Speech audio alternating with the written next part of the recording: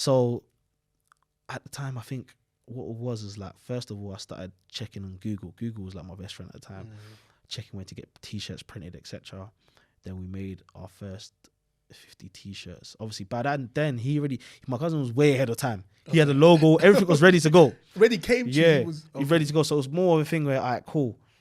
Like, I need you to kind of help get this side of it done. So it was more like, all right, cool, I need to now get a manufacturer and stuff like that. Obviously, at the time, we got the t-shirts printed in London. It was pricey. It was like at the time, it wasn't pricey, but like for that many t-shirts, it was like kind of a bump.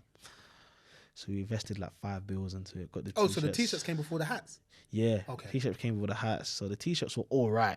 Like, it weren't really nothing. It weren't really anything special. What did they look like? It was the same thing as the like the hat front. So the hat front was on the t-shirt at the time.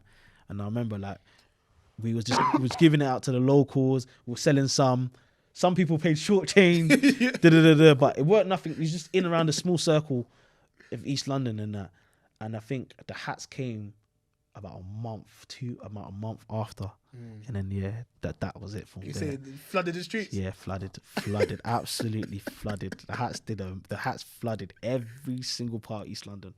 Yeah, because obviously when the hats come, obviously I remember at the time I was talking to one of my boys, Serhat, Turkish guy, and obviously his mom makes Turkish breakfast, and obviously they know I love Turkish breakfast. So I remember he invited me over, had Turkish breakfast with him, and and he's a big fan of the brand even till now. And he was like, "Oh, right, like bro, I think you need to do hats." And I was like, hats? Like, nah, man, everyone does that. I ain't doing hats. He's like, nah, trust me, this logo on a hat, you know what I mean? It's going to make sense, you know what I'm saying? Because hats, everyone wears hats, you know what I'm saying? If someone's having a bad hair day, hat. It's a cutlery. Yeah, he said, do t-shirts, like, it's England. It's like, do you know what I'm saying? So I said, do you think? He's like, yeah, hats are easy. He said, I'll be your first customer. I'll buy the hat. So, all right, cool. So then I went off and then I said, you know what? I'm going to do the hat. I remember talking to one of my boys from Essex. I didn't know where to get a hat manufacturer from. I remember looking, most of them were in China. I didn't really know much about that at the time. And I wanted someone in England, so it was just easier for me to start off with. And I remember I was talking to one of my boys from Essex, a guy called Liam. And he was helping his boy with a brand. And I was like, Liam, I need some help. Like, I need a hat manufacturer. Like, I don't mind if you guys don't give it. Understandable, but can you direct me to someone that does hats or where to get it from? So you even understood that man may not give up the plug. Yeah, so I was just he wasn't even expecting. I was like, give me somewhere that some directory. And he was cool. He's like, yeah, here you go. Like, he does our hats. You know what I'm saying? Just tell him we recommended you. He's like, oh, if you get the hats made, just give me one in it. Oh, that's it. He's a G. Like, yeah, so I was like, just give me that. Cool. He's from Essex, yeah. Yeah.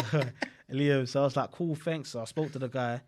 Got the hats made, and the hats looked banging. Hats were nice. But you just got the black ones, The black one, logo at the front, the hats were nice. Like, you know what I'm saying? I remember getting the picture.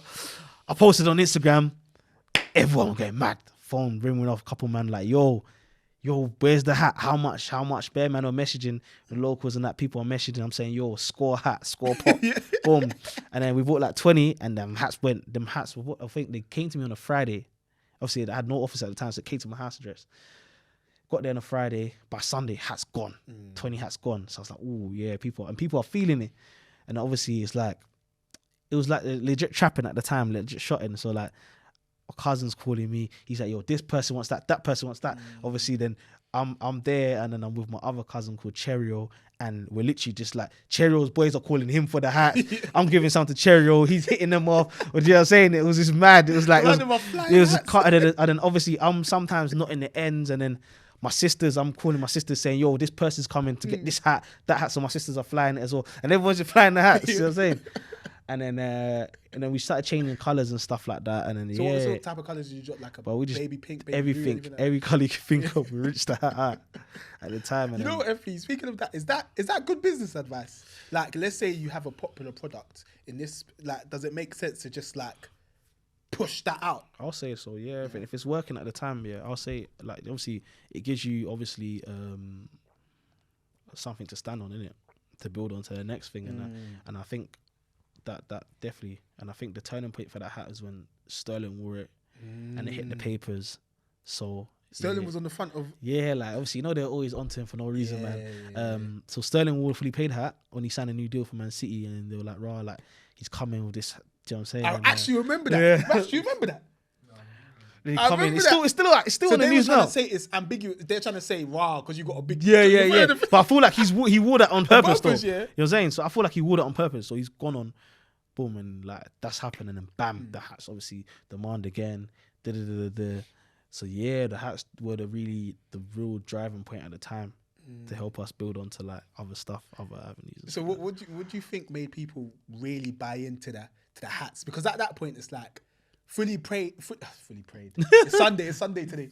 Fully paid is obviously, it's not necessarily a brand yet. It's just a hat. If you want to call it that. I feel like people bought into the name. Okay. That's what I think. The name, and obviously how you want to perceive the name. So I think that's the main thing. So because I saw what people bought it and that, I feel like people bought into the name.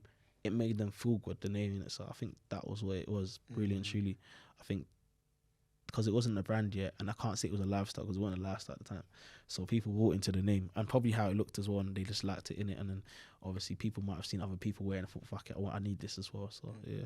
So obviously from the hats, I'm assuming you made money that could allow you lot to start thinking about what this brand becomes, what Fully Paid becomes. Thank you for watching another episode of Where's My Podcast. If you ever want to take in future episodes on the go, you can find us on Spotify and Apple Podcasts.